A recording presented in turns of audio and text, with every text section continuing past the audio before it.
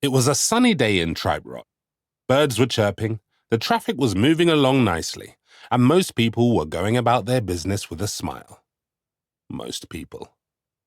"Get out of the way!" Mr. Twit slammed his hand on the bonnet of the car he'd just stepped out in front of, glaring at the driver through the windscreen. The driver shrank back. Mr. Twit did not look like the sort of man you wanted to get into an argument with. His giant, spiky beard was a mass of squirming bristles that started in his earholes, then traveled across to his nostrils before dropping down to his belly, casting a huge shadow over the car. His eyebrows were thick and bushy, too, framing his angry little eyes, and below them was a square-toothed sneer that suggested he might chomp through anything that got in his way. "Sorry," the driver squeaked. "Should think so, too."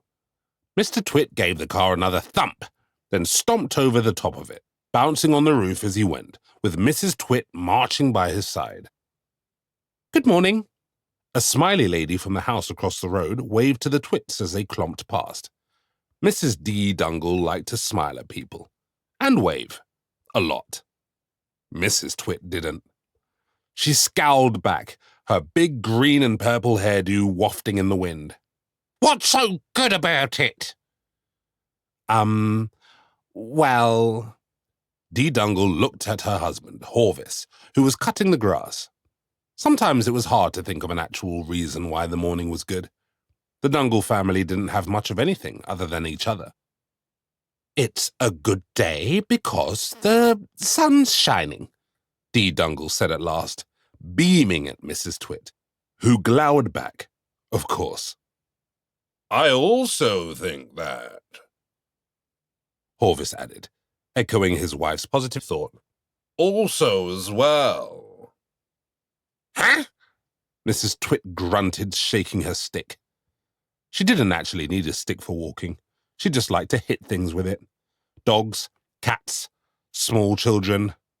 "Rotten old turnips!" Luckily for the Dungles, there was no time to get into a conversation. The Twits had business to take care of. They snuck down the next alleyway, keeping close to the building so no one would see them. Then they crept round the corner at the end, skulking in the shadows by the side of a truck with the words "liquid meat" written on it. If you've ever eaten a hot dog, then you'll know all about liquid meat. Because it's the gloopy pink goo that gets squirted into sausage skins to make them. The Twits winked at each other as they watched and waited. Not that the driver noticed. She was whistling a cheery tune while she unhooked the big hose at the back of the truck and began to attach it to the hot dog factory behind. That's when the Twits made their move. Before the driver could open her mouth to shout "Stop!" they were off.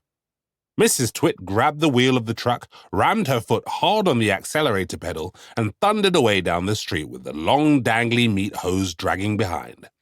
Zoom! They shot through the city, past buildings and shops, and the fire station. Heads turned, people gasped, cars and pedestrians dived out of their way. They even interrupted the city's mayor, Wayne John, a name so good his parents used it 3 times. He was just about to cut a ribbon on a new statue, which looked like a big pink squiggle, when the Twits roared past, leaving everyone coughing in a cloud of dust. Finally, the truck screeched to a stop outside the city's water tower, and the Twits jumped out. They stood there for a moment, squinting up at the structure. With its long metal legs and giant tank at the top, it reminded Mrs. Twit of a huge spindly spider, the sort she liked to find in the shed and put in her pocket, so she could pull it out at tea time and pop it on Mr. Twit's plate. But this tower wasn't for catching. It was where all the city's water came from. It supplied everything: taps, toilets, hospitals, restaurants, schools, and every house in Triberot.